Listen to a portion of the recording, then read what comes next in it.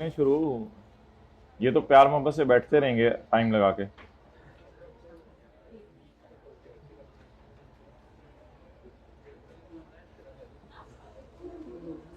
Pause करो। Number.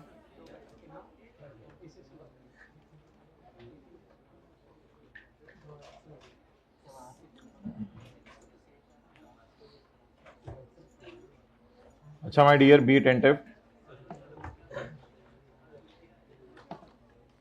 Tax preparation services, tax services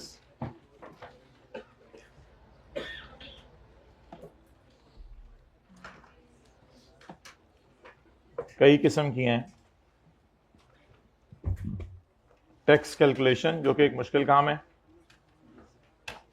और tax return बना के देना जो कि एक इजी काम है। तो इसके बारे में कल हम डिस्कशन कर रहे थे। तो सवाल ये राइज हुआ था कि केपीएमजी एक सीए फर्म है जो कि ऑडिटर है पीटीसीएल की, इसलिए पीटीसीएल उसके लिए ऑडिट क्लाइंट है। तो सवाल उठा था giving tax services to an audit client, इसकी इजाजत है या नहीं। टैक्स सर्विसेज में शामिल है टैक्स रिटर्न बना के देना और टैक्स कैलकुलेशन करना फॉर अकाउंटिंग एंट्रीज, और कैलकुलेशन होती है for accounting entries and suggesting tax planning.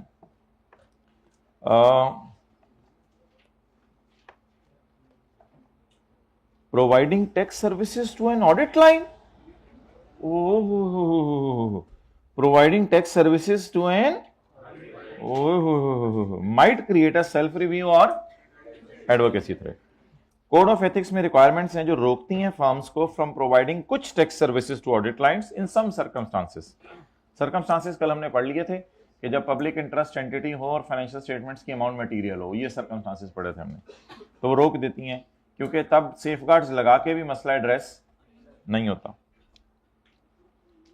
Factors for evaluating level of threat के नाम से सवाल आएगा पेपर में, यानी थ्रेट का लेवल टेस्ट करने के लिए क्या फैक्टर्स इंपॉर्टेंट है। Created by providing tax services to an audit client. Tax services audit client को अगर दें तो क्या थ्रेट अराइज होता है। पहला थ्रेट तो ये इंगेजमेंट ऑफ कैरेक्टरिस्टिक्स, उस पर डिपेंड करेगा। बाकी अगर एक्सपर्टाइज ज्यादा है एम्प्लॉयज का पीटीसीएल का, फिर इतना बड़ा मसला नहीं है।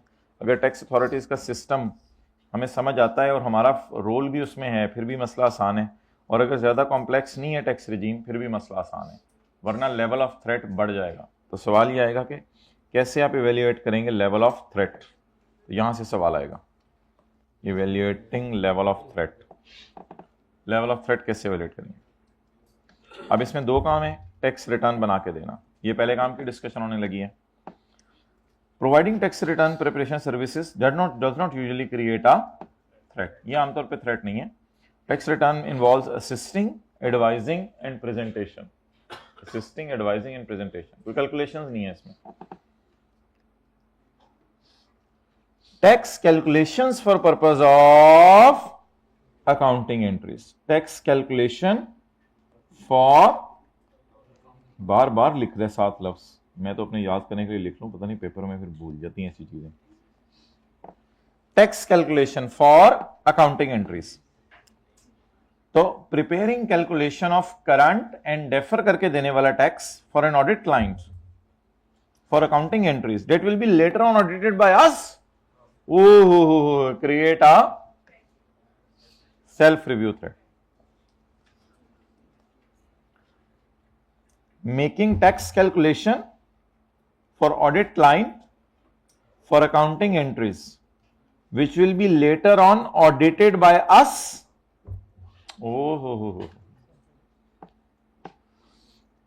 might create a self review threat।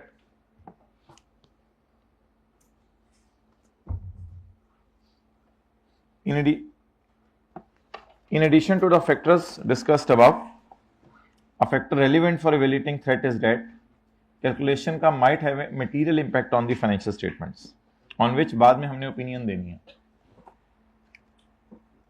Safeguards क्या हैं टू एड्रेस करना इस थ्रेट को, यानी कि इजाजत है तो फिर है ना, इजाजत है तो फिर सेफगार्ड बता रहे हैं ना, वरना तो सेफगार्ड ना बताता। Safeguards to address self-review threat when the audit client is not a public interest company includes ऐसे प्रोफेशनल्स को यूज करो जो ऑडिट टीम के नहीं हैं, उनसे टैक्स निकलवा लो। ऑडिट वर्क जिसने परफॉर्म किया है, जिसने परफॉर्म नहीं किया, टैक्स जिसने कैलकुलेट नहीं किया या जिसने आपका रिव्यू नहीं किया, उससे रिव्यू करा लो। ये सेफगार्ड्स हैं, और ये सेफगार्ड्स यहां भी लिख के आने हैं। कब, वो मैं बताता हूं। A firm shall not prepare tax calculation of current and deferred tax for an audit client for preparing accounting entries that are material to the financial statements, on which firm will express an audit opinion later on.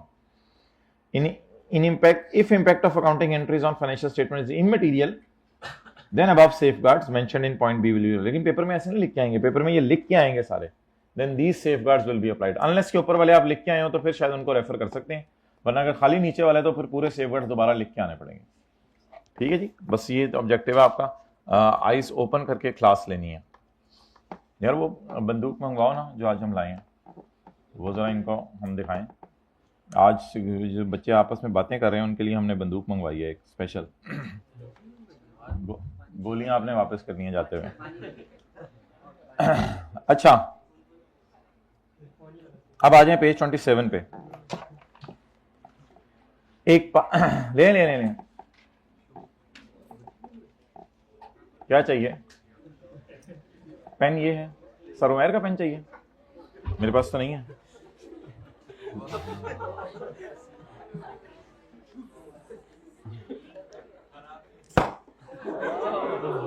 जल्दी से ढूंढो, ball ढूंढो, जीते जल्दी ball ढूंढो, तो बॉलें गुम हो जाएंगी।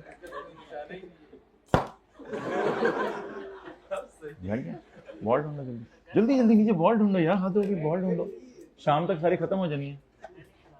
Okay, a Pakistani audit firm is faced with the following situations. नहीं, बॉल नहीं मिली। उफ, तो यार बॉल ढूंढो भाई। A Pakistani audit firm is faced with the following situation. एक वो मिल गई, ऊपर से डाल दो। A Pakistani audit firm faces the following situations. Number 1, ABC जी ABC Limited an audit client. My dear, इसकी इजाजत बाद में कराएंगे, सबको कराएंगे। ABC Limited as an audit client. ABC Limited एक ऑडिट क्लाइंट है and has requested your firm to prepare current and deferred tax workings.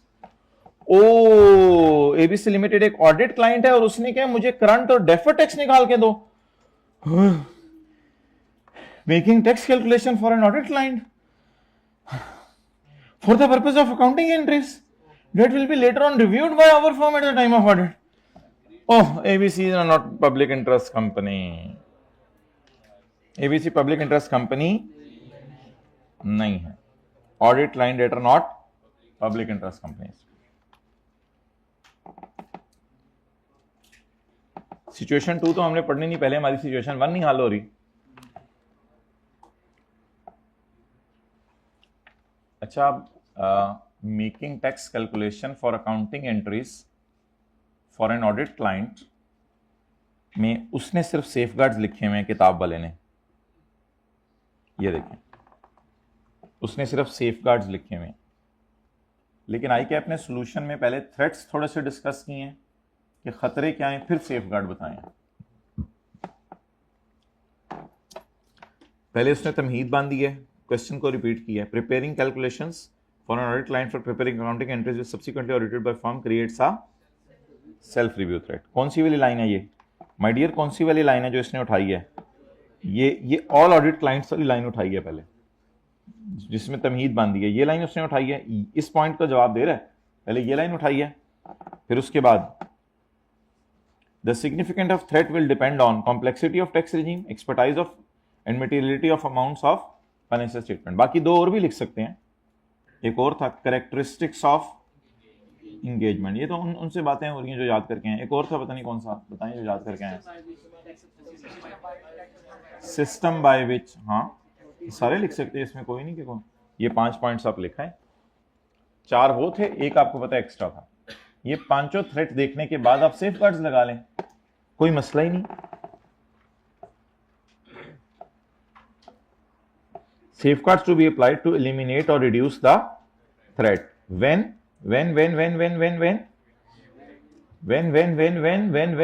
audit client is not a public interest entity. Professional use करें जो audit team के members नहीं थे. Obtaining advice from external tax professional, ये याद कर लीजिएगा, ये तो नई चीज है, ये हमने नहीं पढ़ी थी. ये सेफगार्ड्स में डाल दीजिएगा, खैर है उसने लिखी है, डाल दें, ये भी नई चीज है. हैविंग एन अप्रोप्रिएट रिव्यूअर, तो ये नई चीज है, बिल्कुल इसको भी याद करें. किसी से मशवरा ले लें.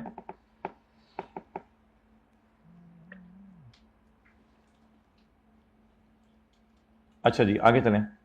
Situation 2, ABC Limited is a public interest entity. With reference to ICAP Code of Ethics, what are the threats presented by events described above? Also comment upon the safeguards. अच्छा, उसने सवाल में ही दोनों पूछे हैं, देखें, उसने थ्रेट्स भी पूछे हैं क्या है, तो उसमें हमने लेवल डिस्कस किया. अब थ्रेट्स क्या बताने, उसने लेवल ही डिस्कस करना. उसने थ्रेट पूछे क्या, थ्रेट का नाम पूछे, थ्रेट का नाम लिखेंगे कि सेल्फ रिव्यू थ्रेट, और उसका लेवल डिस्कस करेंगे. लिख रहे हैं ना आप लोग माशाल्लाह के, पहले नाम लिख के आना है आप लोग. यस सर, निकालो यार बंदूक अपनी की.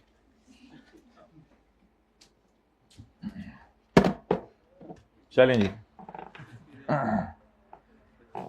रेंज तो वो कैमरा मैन तक जाएगी इंशाल्लाह.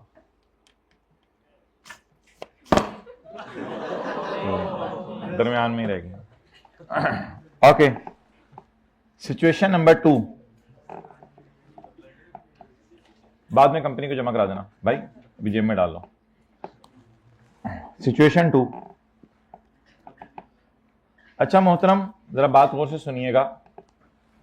एक firm shall not prepare tax calculation for current and foreign audit client for preparing data material to the, ये तो वहां से कॉपी कर लिया उसने. इसके बाद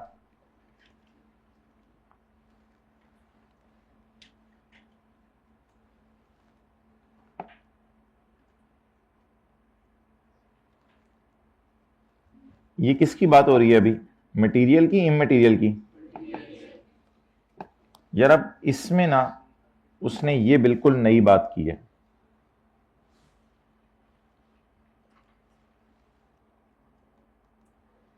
ये बिल्कुल नई बात की है, बल्कि ये भी नई बात है. कहते हैं इमरजेंसी सिचुएशन अगर बन जाए वो अलग बात है, वरना मैं आपको मना कर रहा हूं. शेल नॉट लिखा हुआ है. इमरजेंसी सिचुएशन बन जाए और बात है, वरना मैं आपको मना कर रहा हूं कि जब मटेरियल हो तो शेल नॉट. यहां कि आपने सोल्यूशन में कंजूसी की है, इमटेरियल वाली बात नहीं की, वो मैं नीचे डलवा देता हूं आपको. अब हमने कहा now what will happen, what will do, हम क्या करेंगे. कहते हैं अगर इमरजेंसी सिचुएशन बन जाए ना, तो अगर आपका क्लाइंट पब्लिक इंटरेस्ट एंटिटी हो तो भी आप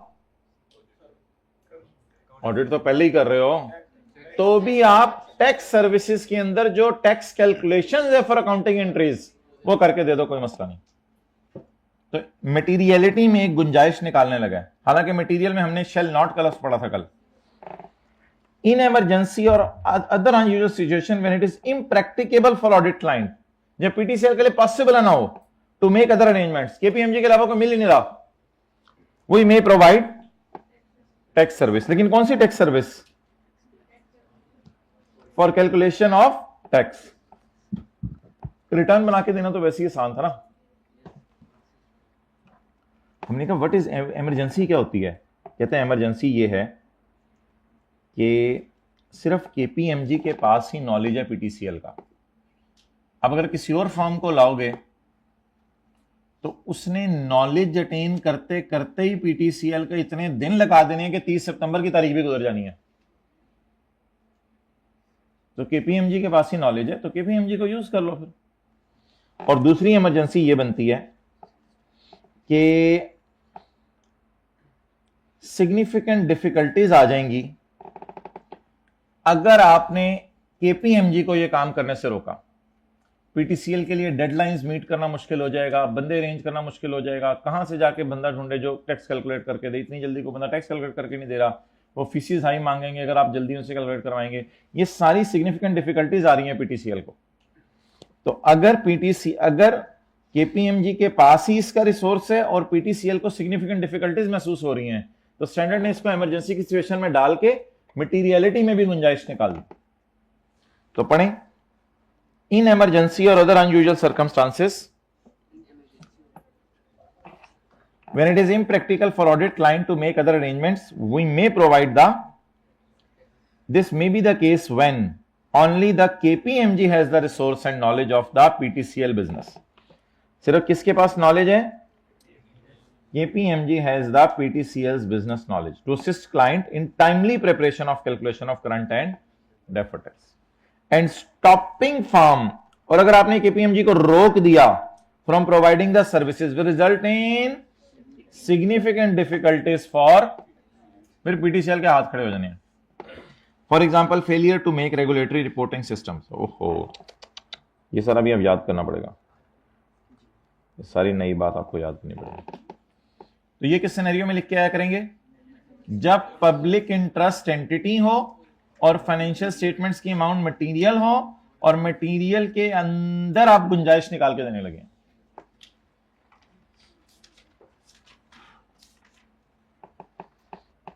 सेफगार्ड्स, जिन्होंने सर्विस दी है वो ऑडिट करने ना आए हों। Services are provide for only short time and are not expected to recur. ये तो नया आ गया, बिल्कुल ये दोनों नए आ गए। ये असल में इमरजेंसी सिचुएशन में लग रहे हैं, इमरजेंसी सिचुएशन में ये तीनों। एक तो ये करें कि बंदे लग लाएं, दूसरा सर्विसेज शॉर्ट टर्म के लिए दें, ये पक्का ना हो जाए कि हर साल ही आपको इमरजेंसी होगी है, इमरजेंसी कभी कभी होती है। और तीसरा ये वादा करो कि आप बोर्ड ऑफ डायरेक्टर के साथ पीटीसीएल के ये सारा डिस्कस करोगे, यार ये मसला हो गया, आइंदा आप हमें तंग ना करना। इस दफा आपको हम कैलकुलेट करके दे रहे हैं क्योंकि हमारे अपने थ्रेट बड़े पड़े हुए हैं कि लोग हम पे एतराज करते हैं कि तुम लोग उन्हीं को ऑडिट करते हो जिनकी चीजें खुद कैलकुलेट करते हो। तो केपीएमजी ऑलरेडी बहुत बदनाम हो रहा है मार्केट के अंदर इन हरकतों की वजह से। तो बस एक दफा तुम्हारा ऑडिट कर देते हैं, फीस तो तुम अच्छी दे रहे हो, लेकिन वो सॉरी एक दफा तुम्हारा टैक्स निकाल देते हैं, आइंदा बस इतना करना टैक्स निकालने पे। ये सारा बोर्ड ऑफ डायरेक्टर को समझा दें एक बार कि एक ही दफा ये काम हुआ है, आइंदा इस तरह की हरकतें ना करवाना हमारे से। तुम कह रहे हो तो कर देते हैं।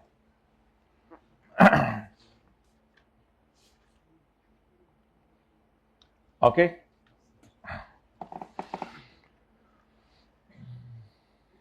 लेकिन एक लाइन आई कप कोड डालनी चाहिए थी, ये तो उसने सुस्ती की है सोल्यूशन में। If impact of accounting entries is immaterial, ये वाली लाइन डालनी चाहिए थी। However if impact is immaterial, भाई ये तस्वीर खींचो, ये किताब में डाल देते ना, वाईकैप का सोल्यूशन तो नहीं, स्टैंडर्ड बच्चों के लिए जो प्रॉपर सोल्यूशन है वो डाल देंगे। However if impact is immaterial, तो फिर आपको पता होगा क्या करना है। साइज ओपन करके क्लास लेनी है, ये बहुत बड़ा ऑब्जेक्टिव होता है। अच्छा,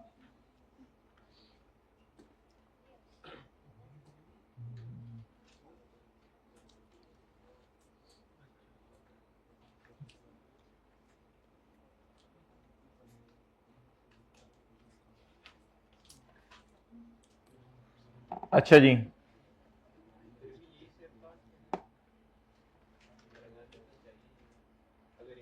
अच्छा इमटेरियल में ये वाले सेफगार्ड्स नहीं लगाने, फिर इसके सेफगार्ड्स वही हैं जो आप लोगों ने इधर पढ़े थे, वो जो ये वाले सेफगार्ड्स हैं, इसके सेफगार्ड्स वही हैं, यूजिंग प्रोफेशनल्स वाला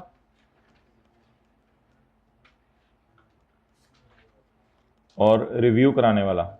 इसके सेफगार्ड्स वही हैं वो जो पुराने मशहूर जमाना है।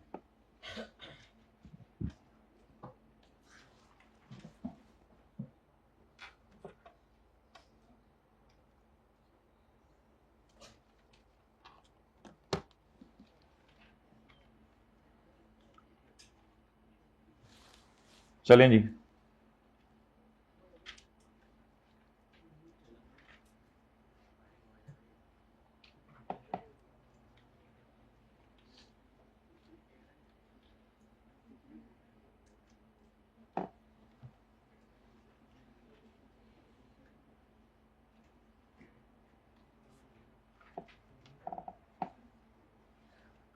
बिलाल अजहर, यार ये जो सारा नीचे अब आ रहा है ना, ये आई कैप ने स्टडी टेक्स्ट में नहीं डाला हुआ। ये स्टडी टेक्स्ट में डाले बगैर, अपनी स्टडी टेक्स्ट में तो डाला हुआ है, लेकिन एज एन एग्जाम्पल डाला हुआ है, एज अ थ्योरी नहीं डाली हुई। थ्योरी वो होनी चाहिए जो किताब से उठाई जाए, ये किताब से नहीं उठाई। इसमें सिर्फ 2 पॉइंट्स ये किताब से उठाए हैं, बाकी जो है वो ये आई कैप ने जो है वो अपनी किताब में नहीं डाला हुआ। तो ये आपके लिए बिल्कुल नया होगा, ये आपके लिए बिल्कुल नया होगा। अच्छा, हमने कल एक चीज पढ़ी थी, अब वो एथिक्स वाला पोर्शन, वो जो अभी हम कोड ऑफ एथिक्स पढ़े थे वो खत्म हो गया। अब एक और चीज की तरफ वापस आ जाएं, एथिक्स फॉर टैक्स प्रैक्टिशनर जो हमने पढ़े थे कि आप सीए हैं, लॉयर हैं, आपको डॉक्टर इंजीनियर ने कहा मेरी रिटर्न बना दो, तो आप में इंटेग्रिटी होनी चाहिए, आपने न्यूट्रल रहने, कोई रिश्वत वगैरह नहीं लेनी, आपने उसके डेटे को कॉन्फिडेंशियल रखना है अल्हम्दुलिल्लाह, आपने कंपिटेंट सर्विस उसको देनी है, उसमें एरर्स वगैरह नहीं करनी, लॉ का नॉलेज अपना अपडेट रखना है, और आपने ऐसी हरकतें नहीं करनी जिससे प्रोफेशन के नाम पर आंच आए, और लॉ और रेगुलेशंस को फॉलो करना है। तो बीइंग अ सीए और लॉयर आपने इन चीजों का ध्यान रखना है। एथिक्स फॉर टैक्स प्रैक्टिशनर्स, उस एतबार से एक सवाल आ रहा है नीचे, जो हमने कल ये वाली बात पढ़ी थी कि बिलाल अजहर एक चार्टर्ड अकाउंटेंट है, मैनेजर है टैक्स में at a large consultancy firm, और बदर अली उसका बॉस है, वो उसको रिपोर्ट करता है, जो कि उस फर्म का ओनर है, पार्टनर है। तो बिलाल वहां पे नौकर है, मैनेजर लगा हुआ है, की लगे हैं, मैनेजर लगे हैं, तो मैनेजर लगे हैं उसे, अच्छा ठीक है, बदर कौन है, होते कंपनी का मालिक है। Bilal Azhar is presently engaged, अभी अभी उसकी मंगनी हुई है, इन द प्रिपरेशन, दूसरी वाली मंगनी, in the preparation of income tax return of digital systems an IT company during the review of tax workings. जब वो टैक्स वर्किंग्स, असल में ये एक कंसल्टिंग फर्म है जिससे लोग मशवरे लेते हैं, तो इससे लोग ऑडिट भी करवाने आते होंगे, टैक्स भी कैलकुलेट करवाने आते होंगे, मशवरे भी लेने आते होंगे, अज़वाजी ज़िंदगी के अलावा वाले। तो Bilal Azhar is presently engage in the preparation of income tax returns of digital systems in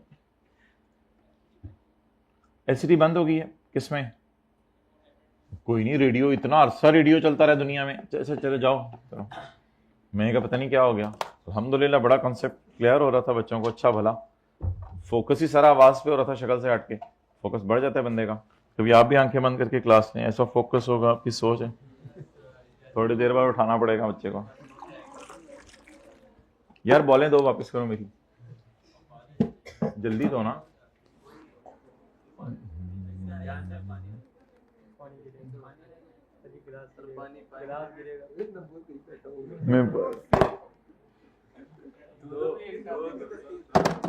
फेंको फेंको इधर, बच्चे कैच कर लेंगे।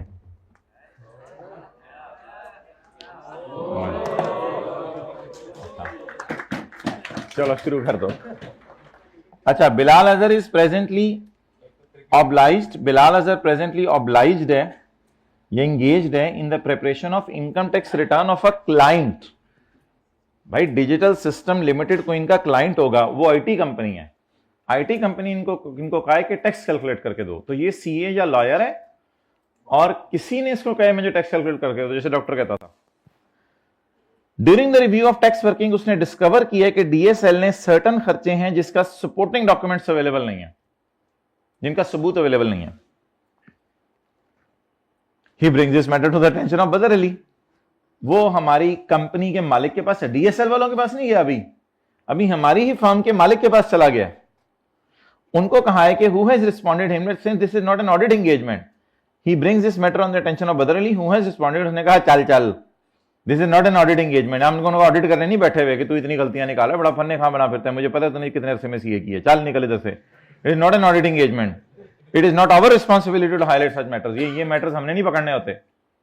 हालांकि हमने टेक्स्ट में भी ये बात पढ़ी थी कि जिन्होंने चैप्टर 16 पढ़ा हुआ है, हमने टेक्स्ट में भी ये बात पढ़ी थी कि जिस खर्चे का सबूत ना हो वो खर्चा टैक्स वाले भी डिसअलाउ कर देते हैं, ये टेक्स्ट में भी ये बात पढ़ी थी जिन्होंने चैप्टर 16 पढ़ा हुआ है। अच्छा, रिक्वायर्ड, बैठ जाओ। 3 सवाल हैं अब इसमें। पहला सवाल यह है कि बॉस कौन से मेंटल प्रिंसिपल फॉलो कर रहा है, या अगर ये लफ्ज अच्छा नहीं लग रहा तो बॉस कौन से फंडामेंटल प्रिंसिपल वायलेट कर रहा है। कल मेंटल प्रिंसिपल पढ़े थे, फंडामेंटल प्रिंसिपल।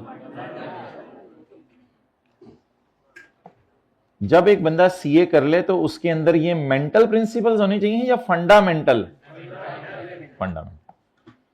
तो देखें बॉस भी तो सीए है, वड्डा वाला सीए, छोटा वाला सी। अच्छा, तो बॉस वड्डा वाला सीए है, तो बॉस कौन से फंडामेंटल प्रिंसिपल वायलेट कर रहा है?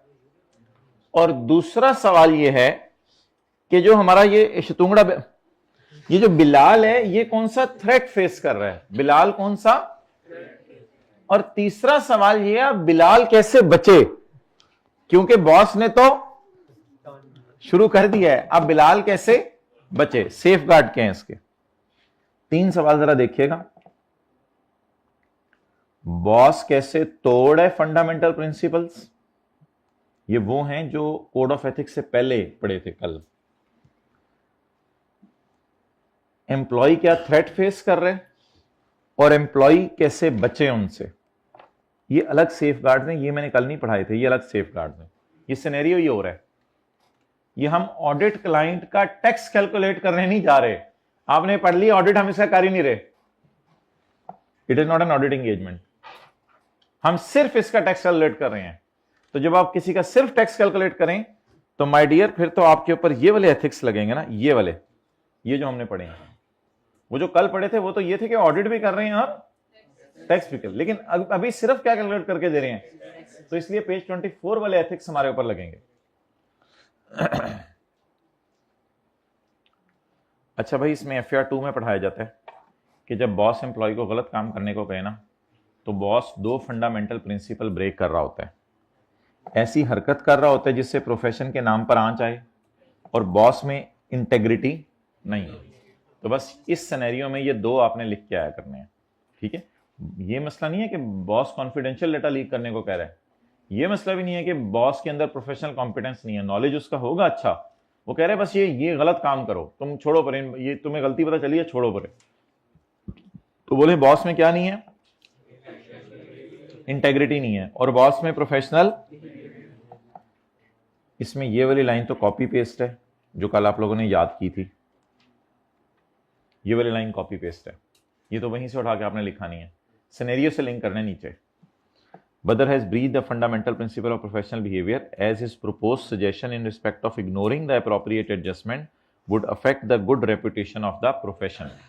जब ये काम करने को कह रहे हैं तो लोग कहेंगे यार सीए तो ऐसे ही होते हैं, ये 2 नंबर काम ही नहीं से कराने होते हैं, तो ये फिर जो है वो बात गलत हो जाएगी।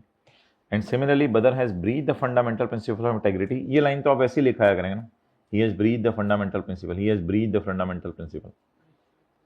आगे कहानी कहां से शुरू होनी है? ऐसे। और ग्रीन वाले को तो कल आपने रट्टा मारा हुआ है, अल्हम्दुलिल्लाह याद किया अच्छी तरह समझ के। As he has knowingly ignored the required adjustments to be made in the, उसमें इंटेग्रिटी क्यों नहीं है?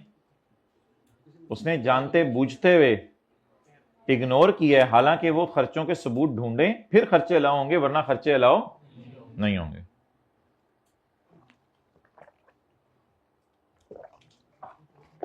पोटेंशियल थ्रेट, ये मैंने कहा है कि न्यू है और ये आईकैप की स्टडी टेक्स्ट में नहीं है, पता नहीं क्यों इसने ये डाल दिया हुआ इधर। बॉस के खौफ को कहते हैं इंटिमिडिएशन थ्रेट। तो एम्प्लॉय क्यों ये काम कर जाएगा? क्योंकि एम्प्लॉय के दिल में बॉस का खौफ है। Bilal may face intimidation threat from Badar as refusal to obey instructions may risk his job.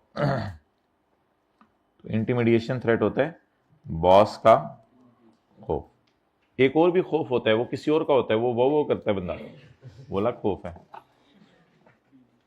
उस खौफ में रिस्पेक्ट नहीं होती, इस खौफ में थोड़ी सी रिस्पेक्ट भी होनी चाहिए, बॉस है। आगे सेफ गार्ड्स, बिलाल क्या करे? आप जैसा बंदा होगा ना तो वो कहेगा ये करे, बिलाल नौकरी छोड़े जाए कहीं और नौकरी कर ले।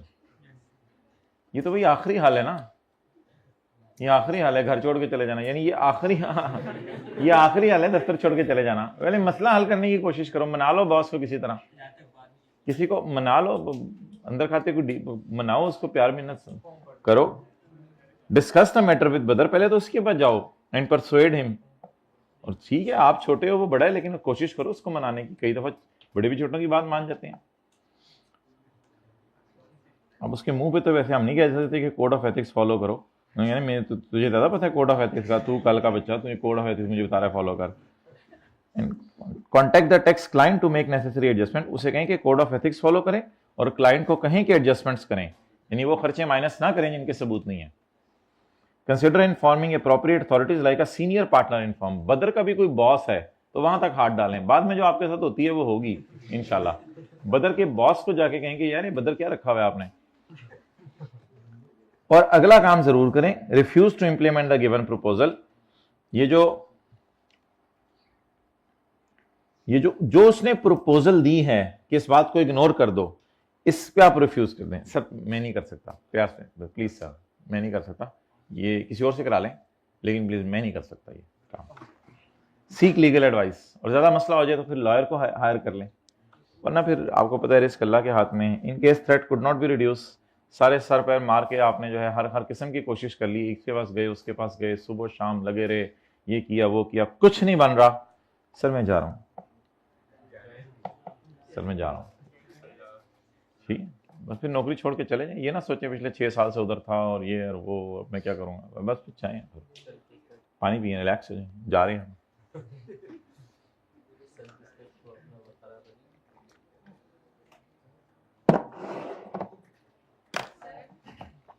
इकट्ठे नहीं पूछना सवाल, मैं नहीं सुनूंगा क्लास के बाद, दोनों अलग अलग, ये नहीं नहीं नहीं ये पूछना ही नहीं इकट्ठे सवाल। पेज 29 पूछें जी। और आपने क्या करा?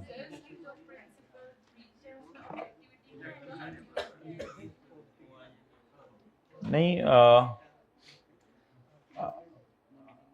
अगर कुछ ऐसा लिखा होता ना कि बॉस को उन्होंने कहा है कि यार ये छुपा दो और तुम्हें हम इस पे बॉस को कुछ देंगे, तो फिर शायद आ जाता, न्यूट्रल नहीं रह रहा वो।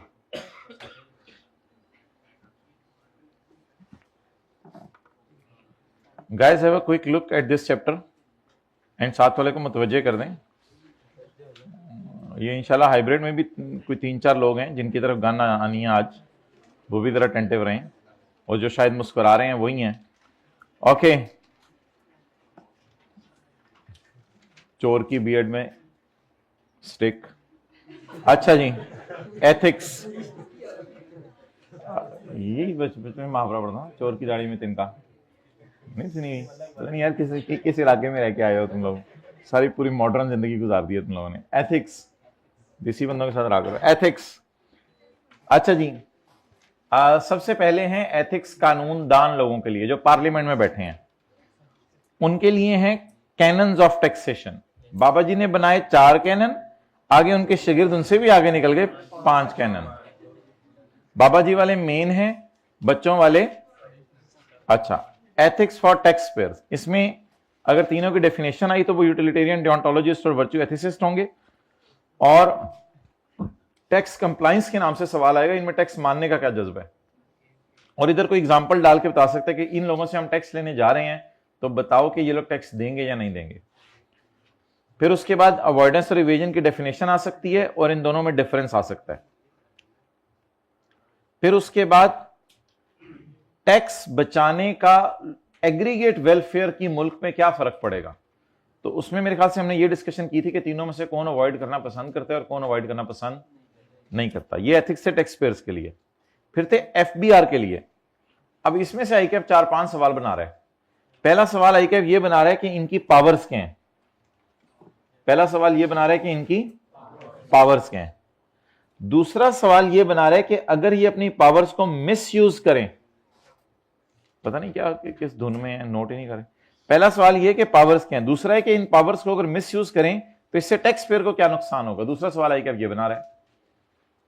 तीसरा आईकैफ से ये एक्सपेक्टेड है कि वो अंग्रेजी इसी तरह की कॉपी पेस्ट करके तकरीबन इस तरह का सोल्यूशन आपसे मांग सकता है वो, तो yes you can expect anything. उसके बाद पिलर्स हैं, ये तो आसान लफ्ज़ है, इसको तो पिलर्स ऑफ टैक्स एडमिनिस्ट्रेशन। और उसके बाद responsibilities of tax administering authorities. तो ये तकरीबन 5 सवाल बन गए, एक पावर, एक मिसयूज करें 3 सवाल, एक पिलर्स और एक रिस्पॉन्सिबिलिटी, और एक सवाल बहुत ज्यादा आ रहा है, एफबीआर को आजकल क्या एथिकल इश्यूज फेस करने पड़े हैं। ये तकरीबन 5वां सवाल बन गया। और छठा, ये पेज नंबर 24, ऐसे ढूंढ रहे हैं घर जाके याद नहीं किया, घर जाके याद किया होता है, यहां पे पता होता है, यहां पे ये लिखा है। हद होती है, शर्मिंदगी किया करें। और छठा,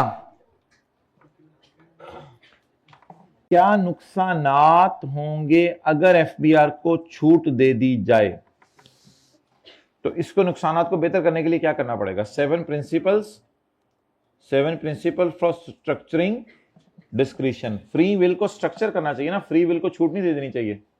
फ्री विल को छूट दे दें तो बंदों को चपेड़े मारने लग जाए। तो फ्री विल को छूट नहीं देनी चाहिए, फ्री विल की प्लानिंग होनी चाहिए। तो 1 2 3 सर्कल, 4 5 6 सवाल आ सकते हैं, 6-7 सवाल यहां से। फिर एथिक्स और टैक्स प्रैक्टिशनर्स हैं।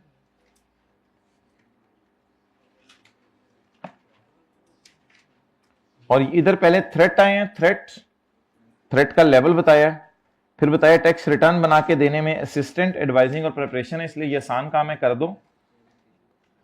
इधर पहले तमहीद बांधी है उसने 2-4 लाइनों में, और आई के अपने सोल्यूशन में ये वाली तमहीद इसके सोल्यूशन में भी डाल सकता है, ये वाली तमहीद इसके सोल्यूशन में भी डाल सकता है, क्योंकि ये एक जनरल बात है ऊपर।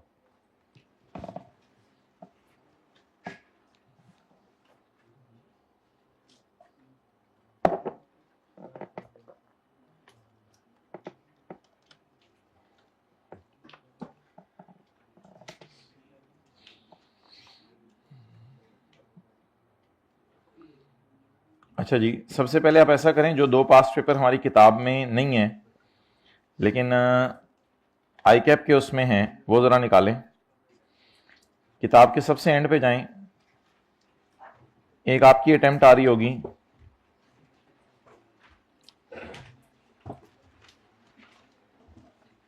सितंबर 2024 वाली मिल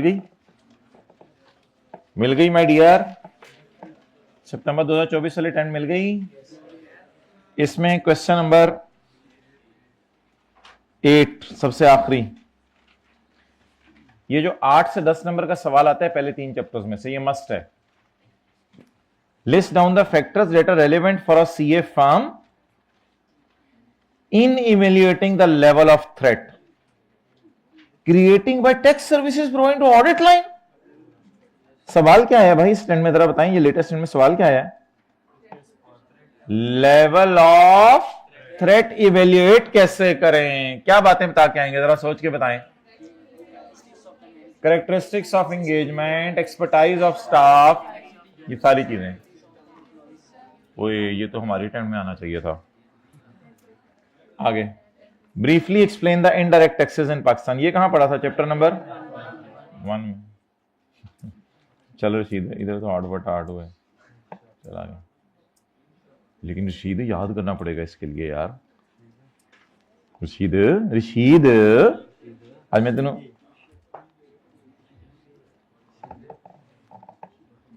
मार्च 2024 पिछली अटेम्प्ट 2-3 सफे पीछे करें। आपको मैं कुछ दिनों में ना इन दोनों अटेम्प्ट्स का सॉल्यूशन अपने पैटर्न पे दे भी दूंगा।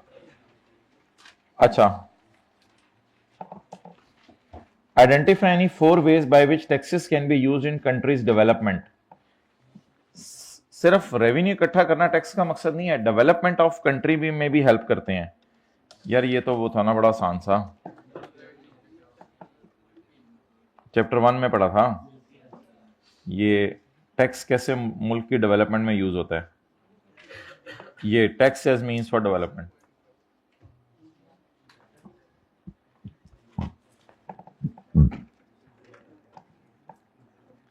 आपकी फर्म ऑडिट कर रही है पब्लिक इंटरेस्ट एंटिटी का,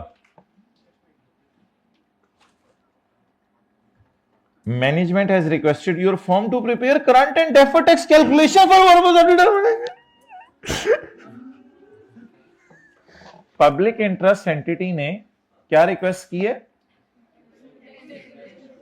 कि टैक्स कैलकुलेशंस करके दे दो, मुश्किल वाला काम for accounting entries. In the light of code of ethics, discuss whether your firm is permitted to perform the service requested by management। सबर, क्या आपकी फर्म को ये सर्विसेज दे देनी चाहिए या नहीं देनी चाहिए? मेरे भाई इसमें देखें, ये आईकैप ने ये सफा इसको बहुत पसंद है। मैंने कहा था कल इस सफे को याद करें। ये अब 2 दफा मुसलसल अटेम्प्ट से पूछ रहा है और डजन मीन कि तीसरी दफा नहीं पूछेगा, तीसरी दफा भी पूछने का हाई चांस है। इसको बहुत ज्यादा टेस्ट कर रहा है। अच्छा, अब इस सफे में से उसने सवाल बनाया, तो मोटा मोटा तो जो असूली तौर पे मैं बताऊं 4 नंबर के लिए, ये मेन बात तो लिख के आनी है। मटेरियल इमटेरियल का जिक्र किया उसने सवाल में किया मटेरियल इमटेरियल का जिक्र, तो फिर ये दोनों बातें तो लिख के आनी है। लेकिन मेरे ख्याल से अब 4 नंबर हैं, तो इसमें एक चीज हमने आज ऐड की थी इमरजेंसी सिचुएशन वाली, वो मुझे नहीं लगता ऐड करने की जरूरत है, वो ऐड ना करें। इमरजेंसी कर दें आप लोग 4 नंबर का, कोई मसला नहीं, मेरा ख्याल है ना करें। इमरजेंसी सिचुएशन ऐड करने की जरूरत नहीं है। तो लेकिन इसके साथ सेफ गार्ड डाल दीजिएगा, वहां से 4 नंबर शायद आपके पूरे हो जाएंगे। डन? डेट इज आसान सा सवाल था। तो भाई ये पहले 3 चैप्टर्स हैं, इनको जरा अच्छे तरीके से करें ताकि 8-10 नंबर तो आपके पक्के होना, जो सीधे सीधे आते हैं।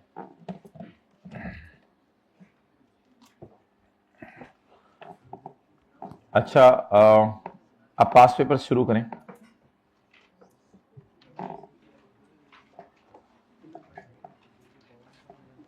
Fundamental principle of ethics for tax practitioners. List the fundamental principles for tax practitioners. ये कौन से वाले हैं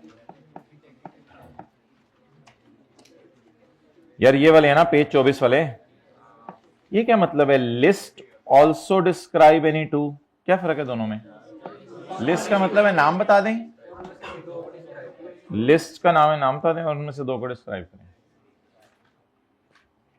give 2 examples of tax avoidance and tax evasion. सिर्फ एग्जांपल्स देनी है, टैक्स अवॉइडेंस और टैक्स इवेजन की 2-2 एग्जांपल्स देनी है, बल्कि 3-3 4-4 लिखी हुई है यहां पे। ये एग्जांपल्स तो 2-2 3-3 लिखी हुई है यहां पे, 2-3 एग्जांपल्स दे दें, 2-2 दोनों की। Also suggest appropriate tax measure to prevent the tax evasion. Appropriate tax measures बताएं कि इवेजन कैसे रोकी जा सकती है।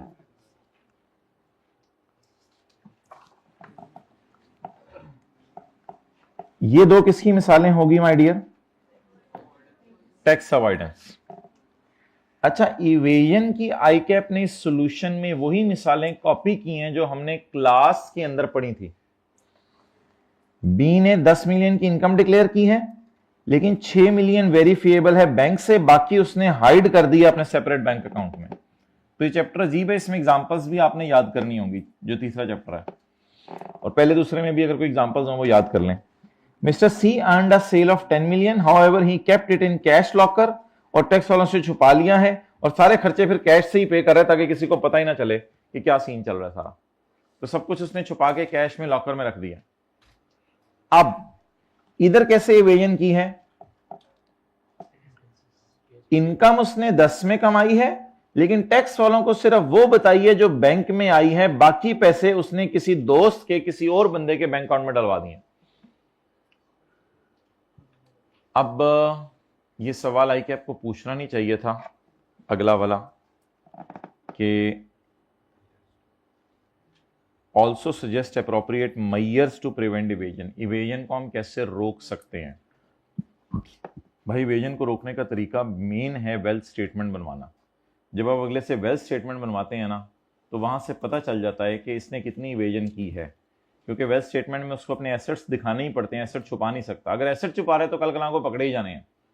तो बेस्ट तरीका ये है कि उससे वेल्थ स्टेटमेंट बनवाएं, वरना हुकूमत को याद रखिएगा कभी भी इल्हाम नहीं हो सकता कॉलेज वालों के पास कितनी कैश से फीस आई और कितने कैश में खर्चे गए, पता नहीं चल सकता। कोई तरीका नहीं है हुकूमत को पता चलाने का। कैसे पता चला सकती है?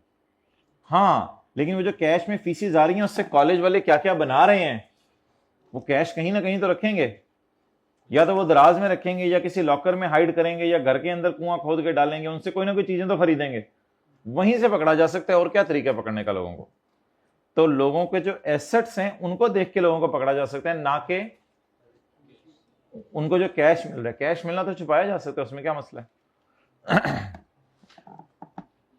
अब इस इवेजन को बचाने का तरीका यह है कि cash inflow outflow shall be made through a declared bank account. आप उनको बजिद करें कि बैंक अकाउंट से ये ट्रांजैक्शंस करें, लेकिन अगेन मैं कह रहा हूं ये मैयर भी कोई जानदार नहीं है। उनकी वेल्थ स्टेटमेंट जब आप बनवाएंगे तो वहां से जो चीजें पकड़ी जाएंगी वो इस तरह नहीं पकड़ी जाएंगी। ये तो अगेन उन पर जोर डालना पड़ेगा। अब ये अजीब सही जब जवाब है आई मुझे भी कोई खास समझ नहीं। Cash inflows and outflows shall be made through a bank account. उसको मजबूर करें कि कैश का आना और जाना एक ही बैंक अकाउंट से रखे, इधर उधर बैंक अकाउंटों में पैसे ना डलवाए। ठीक है, वो मान गया तो ठीक है, फिर ना माना तो मसला तो फिर भी वही है, टैक्स इवेजन तो फिर होती रहेगी।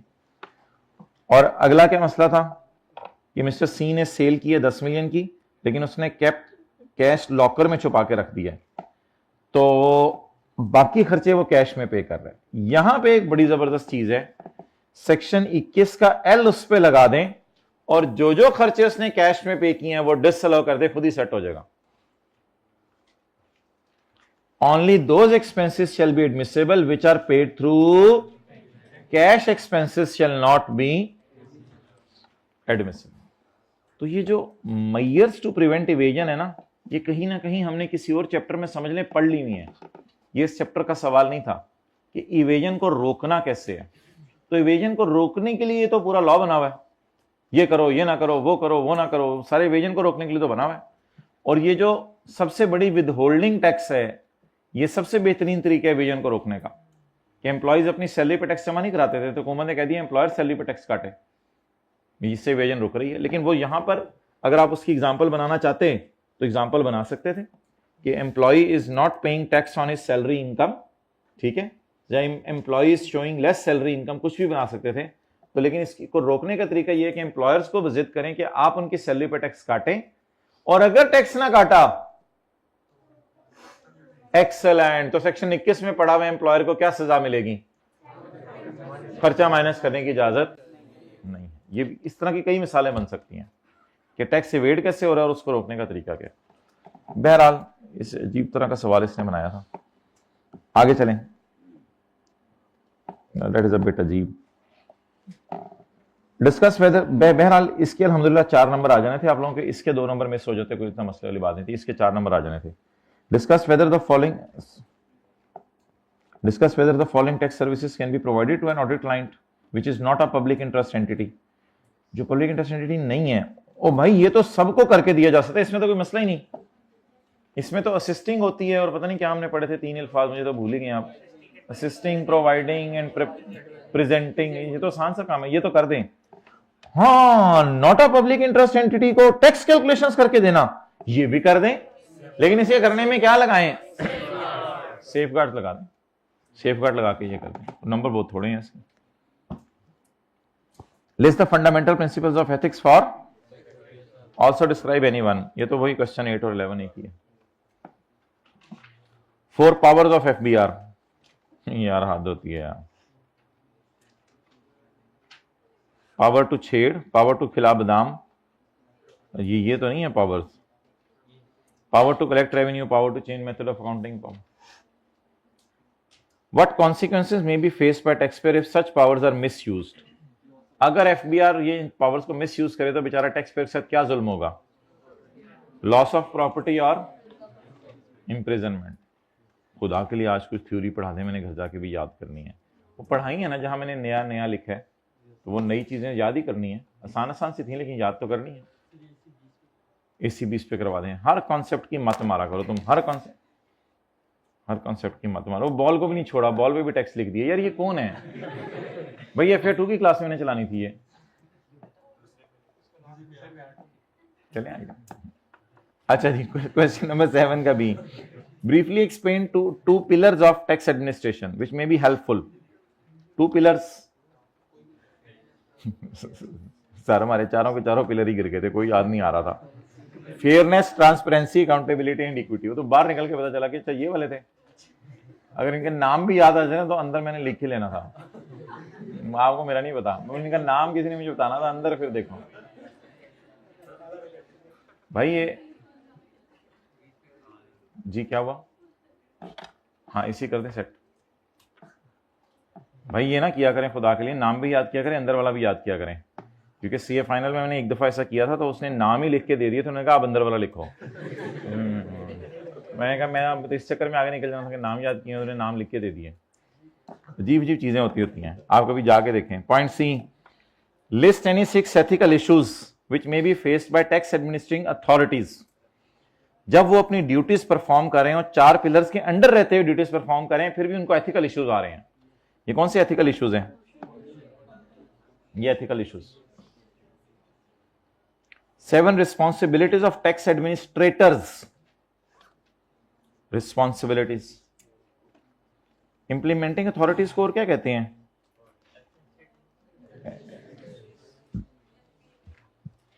ये तो ऊपर लिखा हुआ है, शायद पहले सफे पे देखें लिखा हुआ था, ये देखें पहली लाइन में ही लिखा हुआ था, बड़ी हेडिंग टैक्स एडमिनिस्ट्रेशन। बड़ी हेडिंग अभी कभी नहीं पढ़ी सर, तो पक्की गल दस, बड़ी हेडिंग नहीं पढ़ते असी, अंदर तो सारा याद है, सवाल की आना है कभी नहीं देखा जी। उर्दू में ट्रांसलेट करवा लीजिएगा। 6 any state any 6 ethical issues. ये ethical issues. Briefly describe the pillars और principles of tax administration. Pillars briefly describe, कोई लंबे लंबे ऐसे नहीं लिखने जाएंगे एक सफे के। लिस्ट 6 एथिकल इश्यूज, और बस हो गई एथिकल इश्यूज की हो गया, ethical issues ethical issues ethical issues. तुम्हारी 3 एथिकल इश्यूज पे अड़ी हुई हर अटेम्प्ट में। 7 responsibilities of tax administrators. Responsibility 7 मैं बड़ी मुश्किल ना 10 याद की ने, पेपर च 5 याद आईयां, लिखियां 3 रह गई, 2 पिछे। यही होता है। आगे चलें। List any 6 ethical issues which may be faced bye ethical issues. तेरे एथिकल इश्यूज नहीं मुक रहे। Briefly describe any 3 main cannons of taxation. यार तू केड़े वाले लिखने यार, मैं ना थले तो लिखना शुरू किया, जब पेपर आया ना मैंने नीचे से लिखने शुरू किए। मैंने कहा canon of diversity, simplicity, flexibility, elasticity.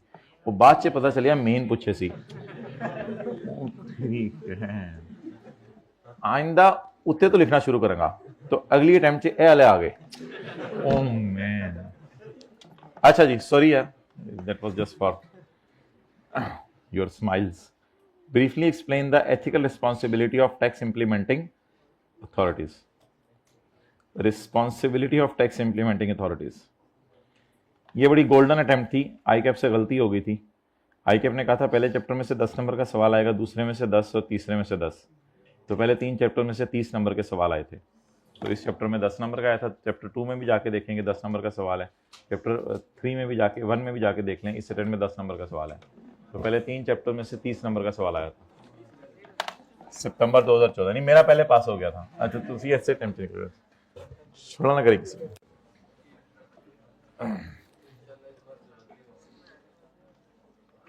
अच्छा जी, अब हम जो है वो किस चैप्टर की तरफ मूव करने लगे हैं? सेल्स टैक्स की तरफ। वापस जमा करा दें कंपनी को। चलो 3 बॉलों से कैच कैच खेलो, खड़े हो जाओ। ऐसे ऐसे नहीं कर रहे होते, मुंह उधर करके।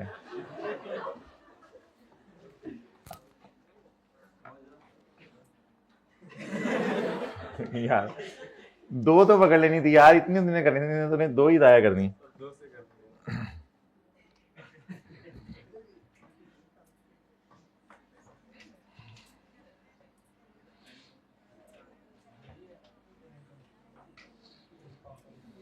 चैप्टर 18 निकालें।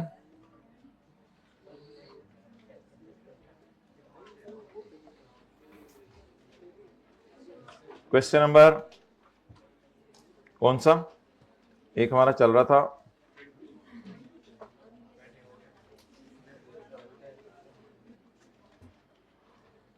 यार ये कल जो है ना आपको खुला टाइम में दे रहा हूं इंशाल्लाह, तो 6-7 सवाल आपको मैं ना होमवर्क में दे दूंगा कल, और रात को फिर कोई 10 बजे के करीब जो है ना, कल पूरे कर लीजिएगा, शाम तक आपको भेज दूंगा। रात को फिर कोई 10-11 बजे संडे को आ जाइएगा, डिस्कशन कर लेंगे जूम पे। क्या चीज, कॉलेज ही आ जाएंगे, ठीक है ठीक है, कोई मसला नहीं, कोई मसला नहीं, इंशाल्लाह दरवाजे बंद होंगे।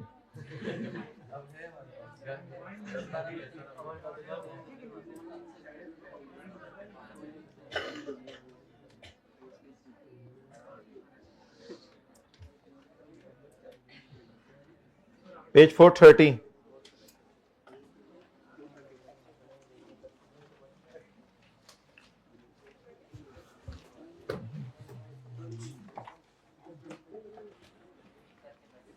अच्छा, कई दफा माय डियर ऐसा होता है कि कस्टमर्स टैक्स काटते हैं सेलर का। जैसे होंडा एटलस कार में आप गाड़ी खरीदने जाएंगे ना, तो आप शायद होंडा का टैक्स ना काटें, क्योंकि आप एक ले मैंने आपको टैक्स कैलकुलेट करना नहीं आता। तो चौधरी साहब गाड़ी खरीदने चले गए, कोई और भाई गाड़ी खरीदने चले गए, वो गाड़ी खरीदने चले गए तो वो होंडा का टैक्स उन्होंने कहाँ काटना है। लेकिन अगर कोई ऐसा बंदा है जिसको हुकूमत को जिस पे एतमाद हो, मिसाल के तौर पर डॉलेंस वालों ने 4 गाड़ियां ऑर्डर कर दी। अब डॉलेंस होंडा के लिए कस्टमर है, क्योंकि डॉलेंस ने गाड़ियां ऑर्डर की, अपने 3-4 एम्प्लॉयज को देनी है। तो डॉलेंस वालों को हुकूमत कह देगा यार उनके पास जा रहे हो ना तो उनका टैक्स काट लेना। अगर गाड़ी आपने जो है वो 1 करोड़ की खरीदनी है तो 10 लाख हमें दे देना, 90 लाख उनको दे देना। तो समझ लें असगर का गाड़ियों का कारोबार है, और असगर के पास कोई कस्टमर आया गाड़ी खरीदने के लिए जो एक वेल रिनोन्ड कस्टमर है, सबका पता है जिसको डॉलेंस वगैरह आए हैं, कोई आए हैं, कोई हुकूमत के बंदे आ गए, कोई आर्मी का ऑफिसर आ गया, कोई रिनोन्ड बंदा आया, तो आप जाके पढ़ेंगे ऐसे बंदों पे हुकूमत ने जिम्मेदारी लगाई होती है कि अगले बंदे का टैक्स काटें। तो आई होप अब ये आपको हमेशा बात याद रहेगी, कस्टमर सेलर का टैक्स काट रहा है। तो अब डॉलेंस वाले जब होंडा से गाड़ियां खरीदेंगे तो होंडा को पूरा 1 करोड़ देंगे या 90 लाख देंगे?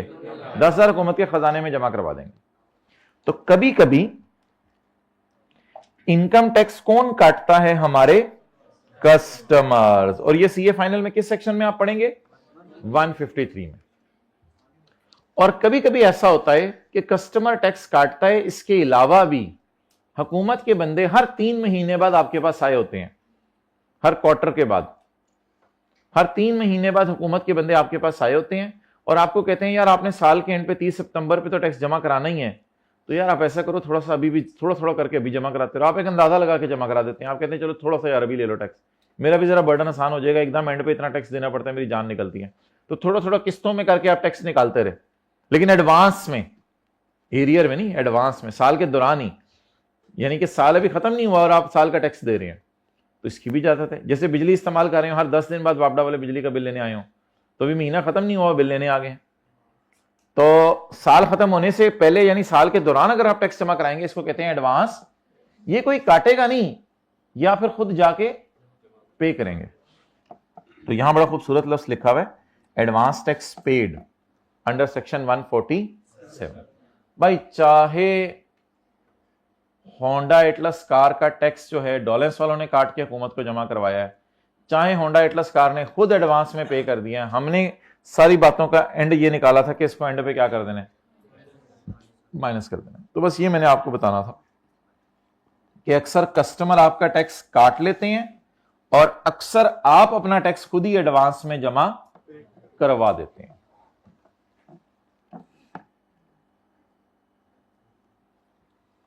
और माय डियर एक और टैक्स भी था, वो मैं आपको बताता हूं वो क्या है।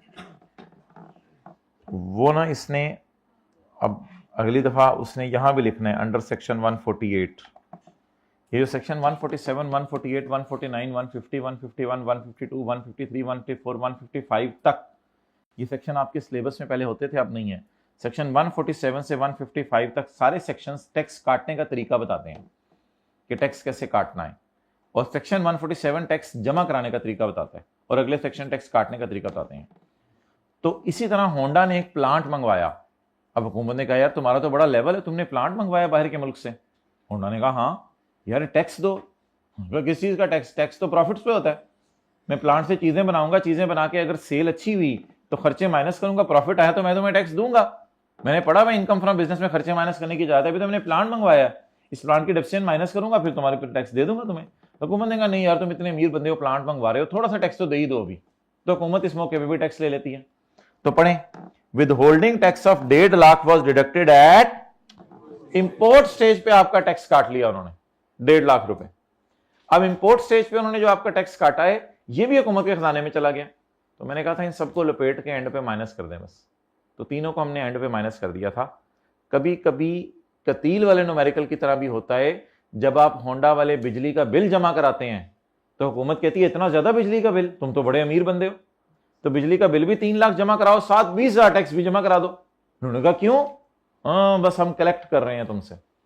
तो वहां ना डिडक्शन का लफ्ज होता है, ना विद होल्डिंग का लफ्ज होता है, ना पेमेंट का लफ्ज होता है। वहां कलेक्शन का लफ्ज यूज किया हुआ था कतील वाले सवाल में कि वापडा ने कलेक्ट किया है होंडा वालों से टैक्स। तो मैंने आपको वो सेक्शन शायद पता नहीं कौन सा है, 233 है, वो भी आपके सिलेबस में नहीं है। तो मुख्तलिफ सेक्शंस हैं जो टैक्स काटते हैं। तो अब मैंने आपको 4 मिसालें दे दी टैक्स की। होंडा का टैक्स ऑलरेडी गवर्नमेंट के खजाने में कैसे पहुंचता है। कई दफा डॉलेंस उनका टैक्स काट लेता है, इसके लिए लिखा होगा पेपर में लफ्ज टैक्स डिडक्टेड बाय कस्टमर। कई दफा डॉलेंस टैक्स नहीं काटता, होंडा खुद ही एडवांस में टैक्स जमा करा देती है हुकूमत के प्रेशर पे। इसको लिखा जाएगा पेपर में advance tax paid under section 147। और कभी कभी ऐसे होता है कि आप प्लांट मंगवाते हैं, हुकूमत प्लांट खरीदते ही कहती है थोड़ा सा टैक्स मुझे अभी दे दो, वो भी आप एंड पे माइनस कर लें। लेकिन उस टैक्स को एसेट की कॉस्ट का पार्ट नहीं बनाना, क्योंकि वो एंड पे माइनस होकर रिफंड हो जाता है, आपको वापस मिल जाता है। तो उसको एसेट की कॉस्ट का पार्ट नहीं बनाना। एसेट की कॉस्ट का पार्ट तो मैंने कहा था नॉन रिफंडेबल जिसके साथ लिखा हो या कस्टम ड्यूटी हो, उसको एसेट की कॉस्ट का पार्ट बनाना है, जैसे FR 1 में करते थे। और चौथी मैंने मिसाल आपको भी दे दी है। होंडा वालों को बिजली का बिल आया, अब हुकूमत ने कहा 4 लाख तेरा बिजली का बिल है महीने का, तो 20-30 हजार मुझे और दे, 4,30,000। वापडा वालों को हुकूमत ने प्रेशर डाला, वापडा वाले मान गए, तो वापडा वालों ने बिल 4,30,000 का बना के भेज दिया। अब होंडा वालों ने कहा मैंने 4,30,000 जमा नहीं कराना, मेरा बिल तो 4 लाख है। तो वापडा वालों ने कहा मीटर काट देंगे, इन्होंने 30,000 भी जमा करा दिया। अब ये 30,000 जमा कराए, साल के एंड पे माइनस कर लें। हम कौन सा इसको कह रहे हैं कि यार तुम्हारे साथ जुल्म हो रहा है, साल के एंड पे 30,000 को माइनस कर लें। लेकिन मुख्तलिफ तरीके हैं लोगों को पकड़ने के कि किसी ना किसी तरह तो टैक्स हमें दे दें। अगर ये साल के एंड पे नहीं आते तो कुछ ना कुछ तो पहुंच ही चुका है ना इनका।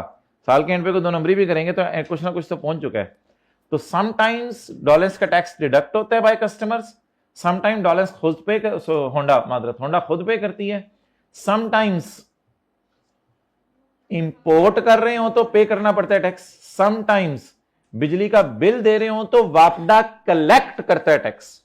चाहे कलेक्ट हुआ हो, चाहे डिडक्ट हुआ हो, चाहे पे किया हो, तीनों किस्म के टैक्सेस को लपेट के न्यूमेरिकल के एंड पे माइनस कर दे रहे हैं। हां, अगर खुदा ना खासा खर्चों में इनमें से कोई डाल दिया है, वो बात अपनी, इसको उल्टाना है, पहले उल्टा के फिर एंड पे क्या करना है, माइनस। लेकिन एक बात पक्की है, इनको एंड पे माइनस जरूर करना है। उल्टाना सिर्फ तब होगा जब खर्चों में पड़ा हुआ है। तो ठीक है, कुछ नोट करने की जरूरत नहीं, मुझे याद कराइएगा, मैं इंशाल्लाह मंडे वाली क्लास में इसको लिख के ले आऊंगा, आप तस्वीर खींच लीजिएगा, कोई याद करा दे मुझे। ओके, ये 4-5 मिसालें मैंने क्या दी हैं, लेकिन 3 लफ्ज याद कर लें, tax collection, tax deduction and tax payment. इन सबको एंड पे क्या कर देना है, माइनस कर देना।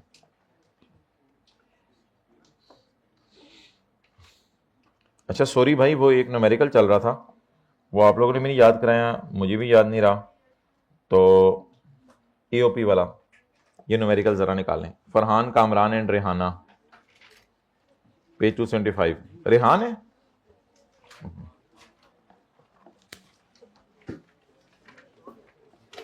जी पूरा नहीं हुआ था,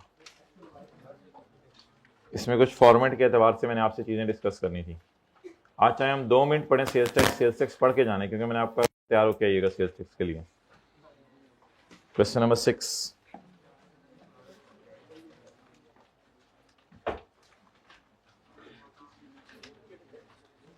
फरहान, कामरान एंड रेहान का सवाल चल रहा था ये वाला।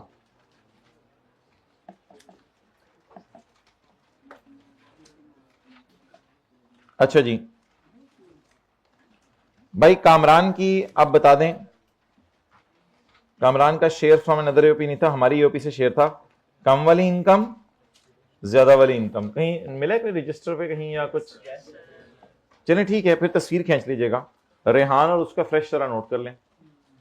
अच्छा जी, कामरान का टैक्स तो आप निकाल लेंगे और एक्चुअल टैक्स भी निकाल लेंगे, कामरान की मुझे टेंशन नहीं है। मैं आपसे प्रेजेंटेशन डिस्कस करना चाह रहा हूं रेहान की। Rehan received net dividend of 102 from a listed company. Rehan ने किससे डिविडेंड लिया? लिस्टेड कंपनी से, after deduction of 15% with holding tax. तो रेहान को क्या मिला है? Dividend income. तो रेहान का न्यूमेरिकल कैसे सॉल्व होगा माय डियर? मोटा सा मार्कर पकड़ेंगे, इसकी मोटी सी निब होगी, income from other source, dividend, final tax regime. मेरे ख्याल से डायरेक्ट ही कर दें 85 मल्टीप्लाइड बाय 100, तो कितना आ रहा है? 102 डिवाइडेड बाय मल्टीप्लाइड बाय 120। यही माय डियर इसकी टोटल इनकम है। सबर करें, अभी यही इसकी क्या है? Total income. अब अगर ये इसकी टोटल इनकम है तो मुझे यहां से अब बताएं कोई ज़कात और डिडक्टेबल अलाउंसेस हैं? नहीं।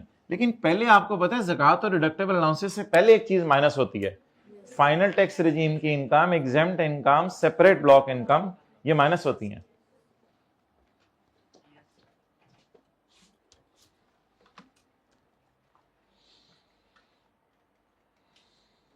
देखें,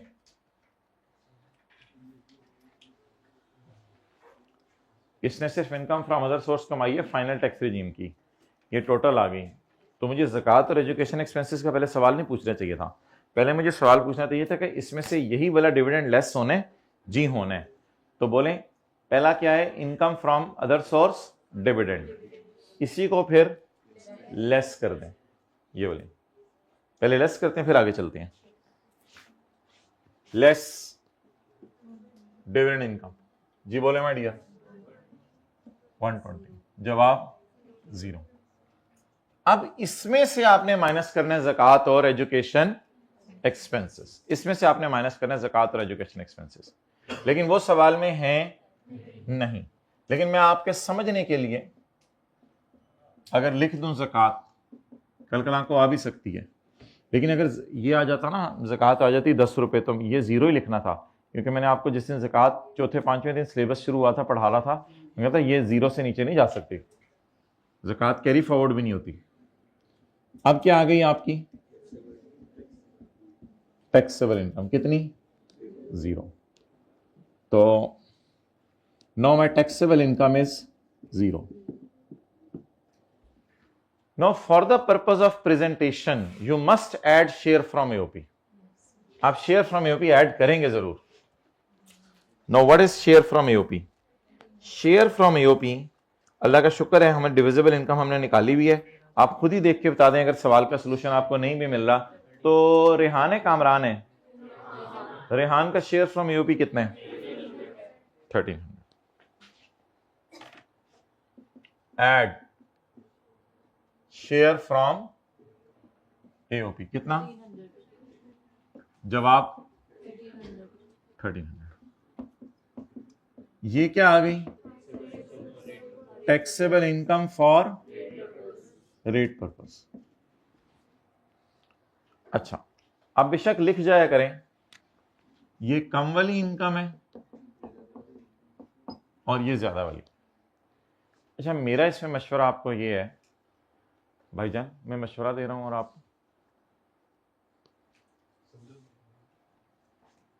मेरा इसमें मशवरा ये है कि यहां टैक्स जो आपने निकालना होता है ना, वो ना निकाला करें, ऐसे टाइम जाया होगा।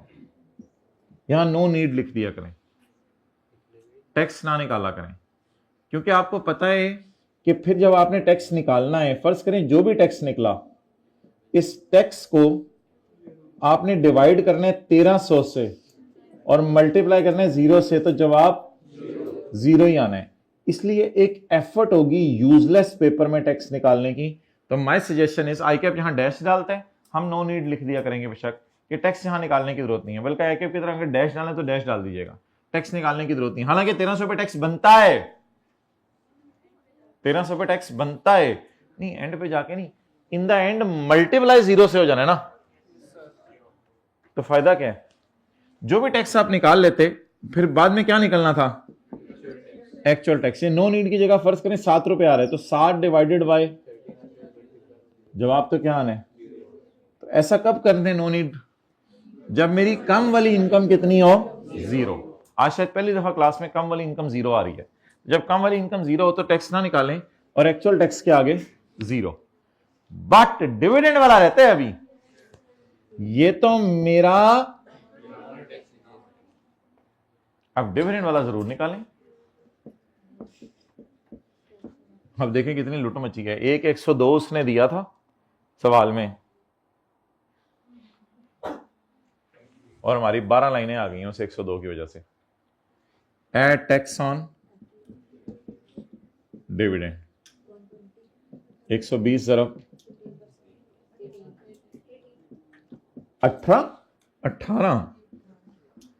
Though you people may be teenager, but please be a guy. Tax on dividend deducted. Payable to comment zero. Note करें।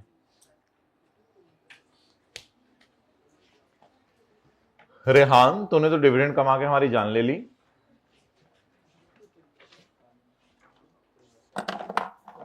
जल्दी करें।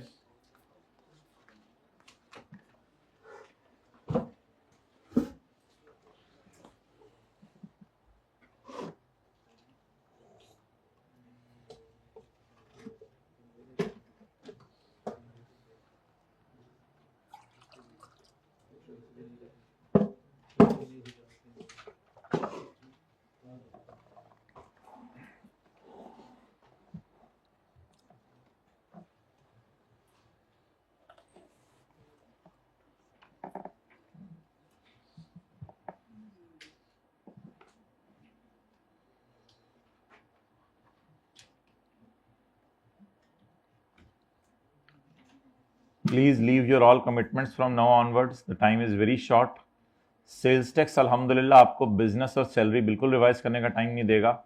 जो कुछ भी आपने करना है इसी वीकेंड पे लुट लुट मचा दें, जो भी करके आना है आप लोगों ने। आगे इंशाल्लाह आपको टाइम नहीं मिलना।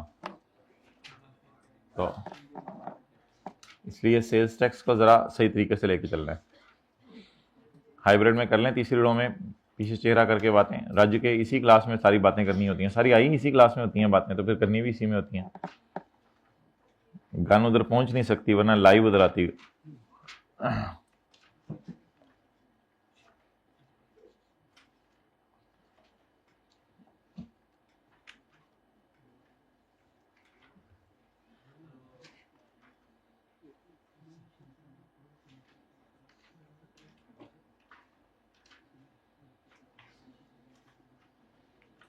अच्छा जी, अब फरहान का न्यूमेरिकल सॉल्व करते हैं।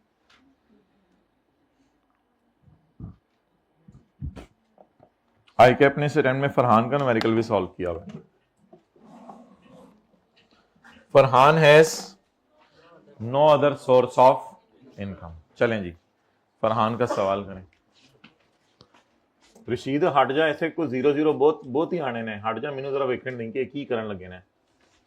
क्या करूं? Salary, business, capital gain, property, other source, total income minus ज़कात, एजुकेशन एक्सपेंसेस लिखूं या डायरेक्ट टैक्सेबल इनकम लिख दूं? ये तो पहले मैं आपसे पूछा था फिर पता चलना था, अब तो बोल ही देना था। तो बट टैक्सेबल इनकम जीरो, ये कम वाली हो गई, ये कम वाली हो गई। अब इसमें ऐड करें share from AOP.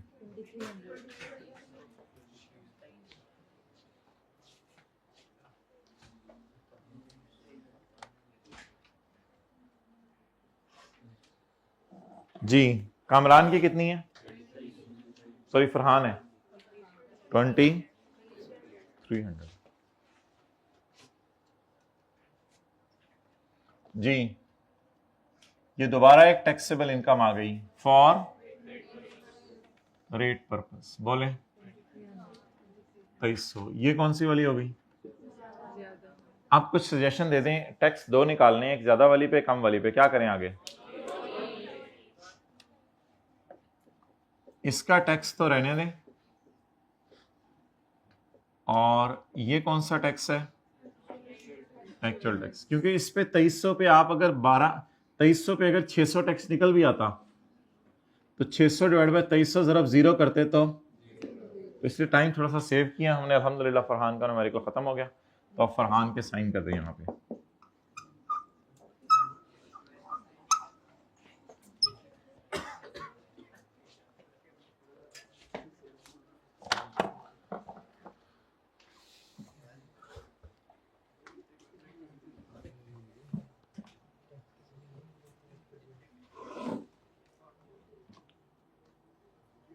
You're wasting the time.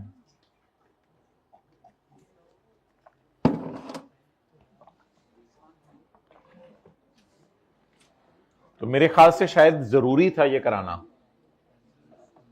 वरना आप लोगों ने फरहान को तो टोटली इग्नोर करके आ जाना था।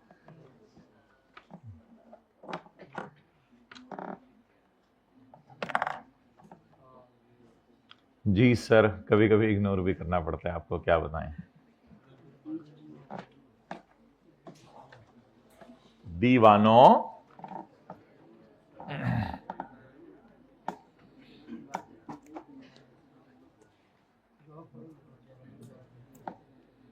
चलें छोड़ें यार, क्या करना सेल्स टैक्स शुरू करके आज। हाँ जी, क्या करना था?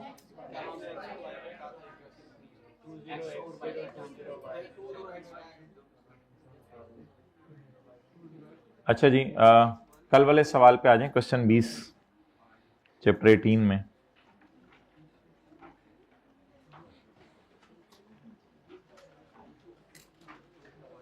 Question number 20।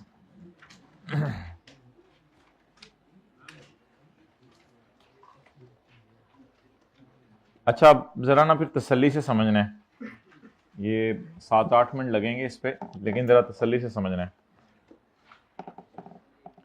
सवाल में रिक्वायरमेंट लिखी हुई है 20y1, 20y1। हमने पेपर में 20y1 को लेटेस्ट एज्यूम करना है। 20y1 2021। असल में ये जो भी होता है ना, याद रखिएगा हमेशा थर्ड फिगर इसमें रूल है, एज्यूम की जाती है। थर्ड फिगर को इसने y एज्यूम किया, थर्ड फिगर को y एज्यूम किया। अब इससे पिछले साल कौन से हैं, अगले साल कौन से हैं? 2022, 2023। अब थर्ड फिगर तो बदली नहीं, तो 20y2, 2 को y एज्यूम कर लिया है, 20y3, 2021, 2022, 2023।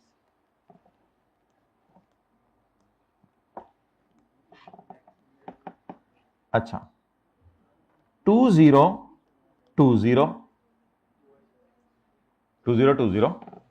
Now this is 20y0, this is 20y0, but this is 2019 my dear। now y से पीछे जाना पड़ेगा आपको, you have to call it 20x9 and for 2030 you have to make it 20z0। so अगर वो 2021, 22, 23, 24, 25 में घूमता रहे फिर इतना मसला नहीं है। अगर वो 2018, 19, 20, 21, 22, 23 में घूमे तो फिर वो x और y अलग अलग यूज कर सकता है। और एक टाइम में उसने w भी यूज किया हुआ था, यानी आप इससे पीछे जाते रहे तो x से पीछे वाला साइन होगा, तो वो कुछ भी यूज कर सकता है। इसकी जगह ABC भी यूज कर सकता है कि इसके लिए 20C यूज कर ले, तो फिर इसके लिए 20B। ठीक है, तो आपको पता है किसी को छोड़ा जाए, फ्री विल दी जाए, वो तो फिर बेकाबू हो जाता है। तो ये नोट कर लें आप।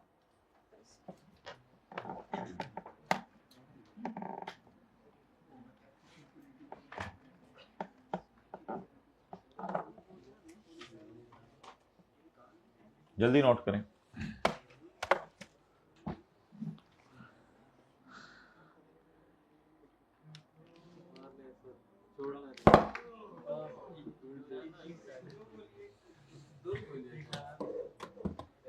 दो गोलियां निकलती ना सही तरह लगे।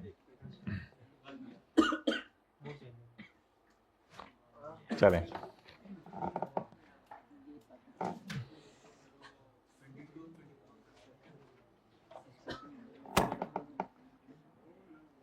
हाँ जी माय डियर, सेक्शन 22 वो तो कल याद कराना था, मैंने कहा था अब याद करा देना, फिर जो जिस टाइम का आ जाए उस टाइम किया करो ना वो। अच्छा आज करा देना, चलो गलें होगी होगी, बहुत अच्छा।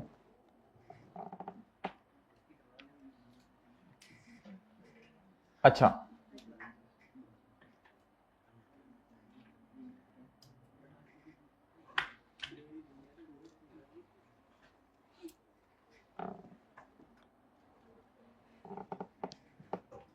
अब मैं आपसे ये पूछ रहा हूं मिसाल के तौर पे 20y1 शुरू कब होगा? यकम जुलाई 2000। अच्छा इसको इस तरह लिख लें आप बेशक 2021 फॉर द टाइम बिंग, इसको इस तरह लिख लें 2021। अब जरा बताएं शुरू कब होगा? यकम जुलाई 2020 को शुरू होगा और खत्म कब होगा? 2021।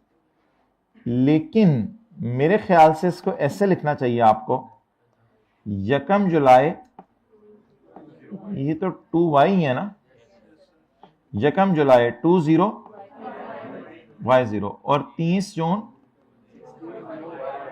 20y1। नोट करें।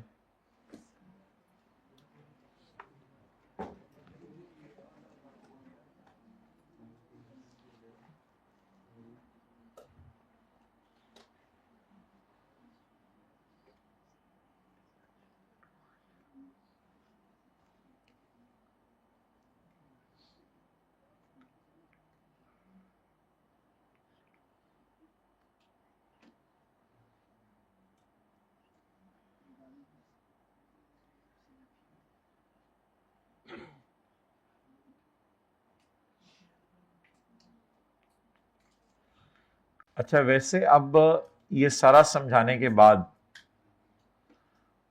मेरी कुछ और राय होती है, मेरी राय ये होती है कि आप ज्यादा इन चक्रों में ना पड़ें, थोड़ी सी आप ना पूरे सवाल पे मेहनत करके रख लें ताकि आपको सोचना ही ना पड़े पेपर में।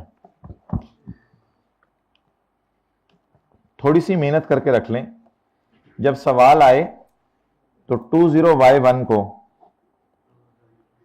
कर दें 2021। हल्का सा लेड पेंसिल ले जाइएगा कुछ भी करके ना, इसको कर दें 2021। इसके बाद y तो 2 के लिए है, ये बात तो हमारी डिसाइड होगी ना, y 2 के लिए है, तो इसको दिसंबर 2020। अब ये बताएं सितंबर 2000, अब ये इसको मैं 2 लूं या 1 लूं? 1 लूं, तो इसको काट के सितंबर 2019। अब मेरे ख्याल से बड़ा आसान हो गया कि ये हमारा साल कब से कब तक है?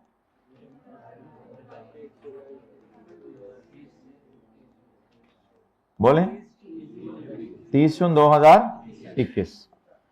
तो दिसंबर 2020 में बेचने का मतलब है हमारे साल में बेचा, इसलिए गेन तो हमारे साल कैलकुलेट करेंगे। अब सवाल यह कि खरीदा कितने अरसे पहले था, तो आपको पता है होल्डिंग पीरियड इसमें गिनना होता है।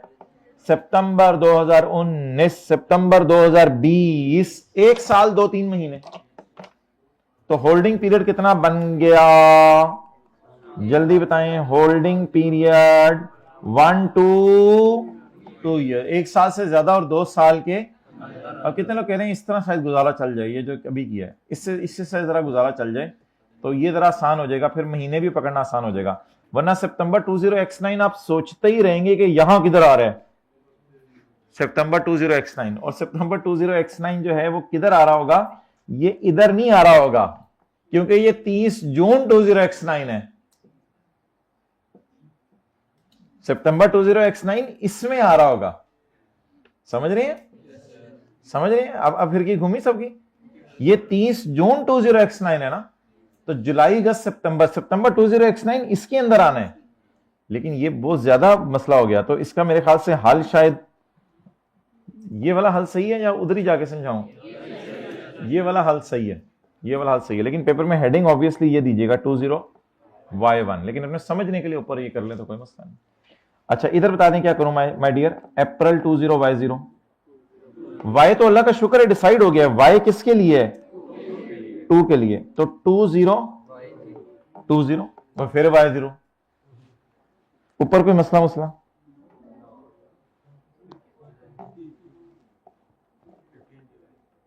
30 जून 2021 का, तो न्यूमेरिकली इस साल का ना, 30 जून 2021 का। और ये साल शुरू कब हुआ होगा?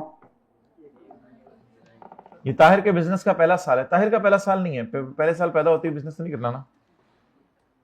पहले साल तो चलना सीखना है, पहले फिर बिजनेस चलाना सीखना, फिर उसके बाद आगे बेगम चलाना। तो जिंदगी में गुजर जाती है। ओके, पता नहीं बेगम चलाते हैं, बेगम आपको चलाती है, वाइस वर्सा। अच्छा जी, तो क्या नहीं, डब्ल्यू भी कभी यूज कर लेगा। उसके लिए क्या करेंगे बता देंगे आपको, जब डब्ल्यू आएगा दिखा देंगे। सिंपल सी बात है, इससे पूछ लेना।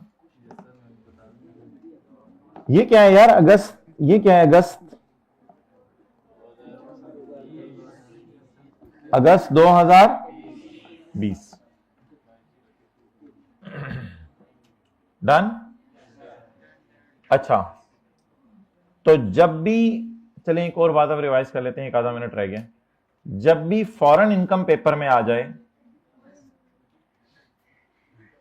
तुसी बोल लो सारे, जब भी फॉरेन इनकम पेपर में आ जाए, जब भी फॉरेन इनकम पेपर में आ जाए, तो अगर तो वो फॉरेन सैलरी है तो मुझे मंडे को याद कराइएगा उसका क्या करना है। वो सैलरी के चैप्टर में पढ़ा दिया हुआ है आपको, 2 डायग्राम बनवा के, एक डायग्राम बनवा के। फॉरेन सैलरी की बात नहीं कर रहा, इसके अलावा दुनिया की सारी foreign source incomes, business, capital gain, property, other source, ये माफ हो जाती हैं। फॉरेन इनकम्स माफ हो जाती हैं, फॉरेन इनकम्स माफ हो जाती हैं अगर दो में से कोई एक सिनेरियो हो। 4 साल से मुसलसल जो बंदा नॉन रेजिडेंट है और सिटीजन है, वो इस साल आया, जिस साल रेजिडेंट बना उस साल, उससे अगले 1 साल, उसकी सारी फॉरेन इनकम्स माफ है, सारी फॉरेन इनकम्स। या पेपर में कभी ऐसा सिनेरियो आ जाए, जैसे ही फॉरेन इनकम आए ना आपके जहन में, तो फौरन ये 2 सिनेरियोस आने चाहिए। अगर इन 2 का नो हो गया, फिर आप फॉरेन सैलरी को इनकम में डाल दीजिएगा, क्योंकि आपको फॉरेन इनकम को इनकम में डाल दीजिएगा, क्योंकि असूल यही है कि रेजिडेंट की फॉरेन इनकम टैक्सेबल है। सिर्फ 2 रिलैक्सेशन है। दूसरी रिलैक्सेशन आपको याद होगी, जो बंदा 3 साल से कम नौकरी करने के लिए पाकिस्तान में आया है और बाहर की इनकम बाहर ही रखेगा, अगर ये वादा कर ले और पाकिस्तान में सैलरी कमाने आया तो भी इसकी फॉरेन इनकम्स माफ है। अच्छा, अब एक फाइनल हतमी बात दोबारा सुन लें, क्योंकि पॉइंट 1 की कुछ लोगों को घर में हाथ खड़ा करें समझ नहीं आया होगा पहली दफा पढ़ते हुए, क्योंकि रिवाइज नहीं किया होता ना, तो वो रिवाइज नहीं किया होता। जब भी पेपर में लफ्ज आ जाए, फॉरेन सैलरी नहीं, फॉरेन सैलरी के अलग रूल्स हैं, वो मैं फिर बताऊंगा। जब भी पेपर में आ जाए कि आपने फॉरेन इनकम कमाई है, सैलरी के अलावा कोई भी आपने फॉरेन इनकम कमाई है, business, capital gain, property, other source, dividend, जो मर्जी, जब भी फॉरेन इनकम का लफ्ज आ जाए पेपर में, तो आपके जहन में 2 प्रोविजंस आनी चाहिए। क्या ये बंदा 4 साल से ज्यादा, एग्जैक्ट 4 साल से नॉन रेजिडेंट तो नहीं है और सिटीजन तो नहीं है? अगर ये दोनों हैं फिर इसकी फॉरेन इनकम्स माफ कर दीजिएगा। अगर ऐसा नहीं है तो फिर कुछ और देखिएगा, क्या ये 3 साल के से कम अरसे के लिए आया हुआ पाकिस्तान में अभी तक?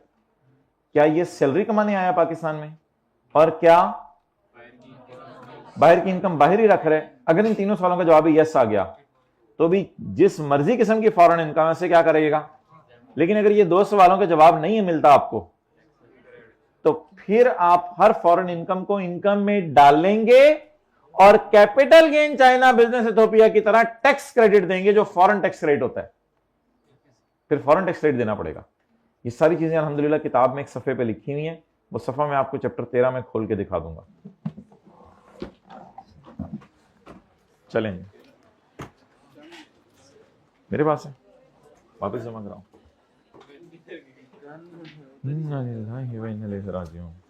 लो जी,